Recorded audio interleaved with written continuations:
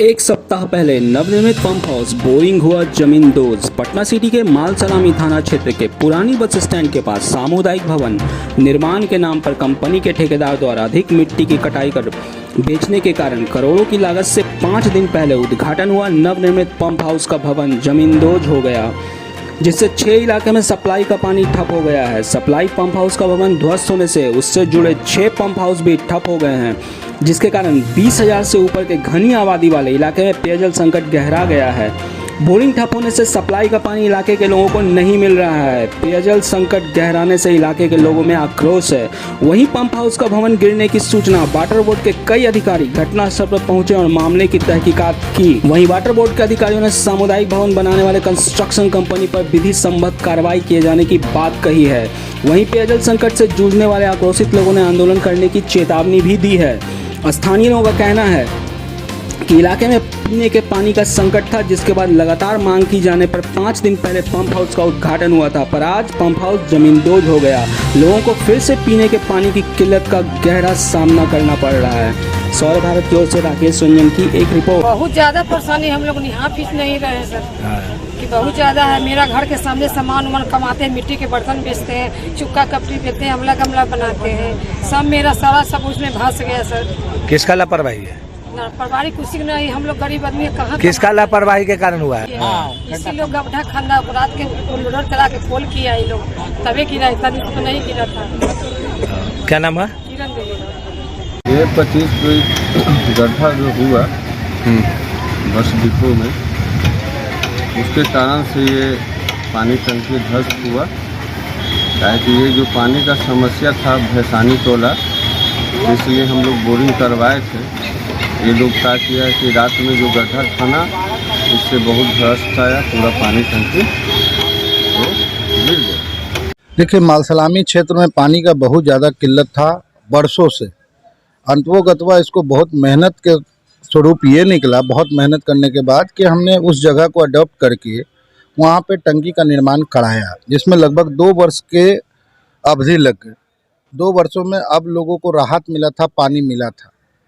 ये कल रात की घटना है या सुबह का घटना बोल लीजिए। कल रात को 12:30 बजे हमारे प्रतिनिधि जो हैं, हमारे जो हमारे अंडर जो काम करते हैं वार्ड 69 में, उस क्षेत्र के सुपरवाइज़र हैं राजू पटेल, मुझे जैसे ही खबर मिला उनको भेजा गया। वहाँ जाके देखने पे ये पता चल रहा है, मैं किसी दूसरे कार्य में था, कि वहाँ खुदाई का कार्य चल रहा है। जस्ट एकदम टंकी को सटा के बगल से खुदाई का काम चल रहा है। लगभग 20 फीट से ज़्यादा खुदाई हो चुकी थी।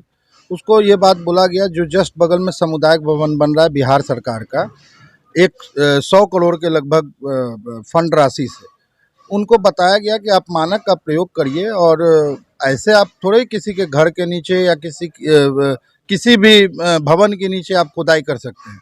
उसका एक मानक होता है कि आप अगर 20 फीट, 25 फीट, 30 फीट ले जा रहे हैं तो उसमें पहले कुछ थुम्बा दे दीजिए, कुछ पिलर दे दीजिए, खुद का पहले पिलर पाइलिंग कर लीजिए, तभी तो आप कर सकते हैं ना।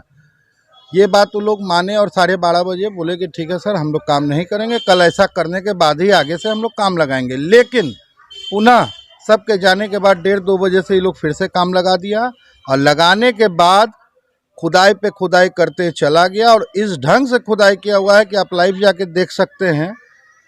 ऐसा लग रहा है कि उस भवन को गिराने का ही प्रयास था, क्योंकि खुदाई तो 30-35 फीट जाने के बाद जेसीबी का जो हाथ होता है, उससे अंदर की तरफ जिधर टंकी बना हुआ है उस तरफ से उसमें से मिट्टी निकालने का प्रयास किया गया, तो उसको तो ढहाना ही था।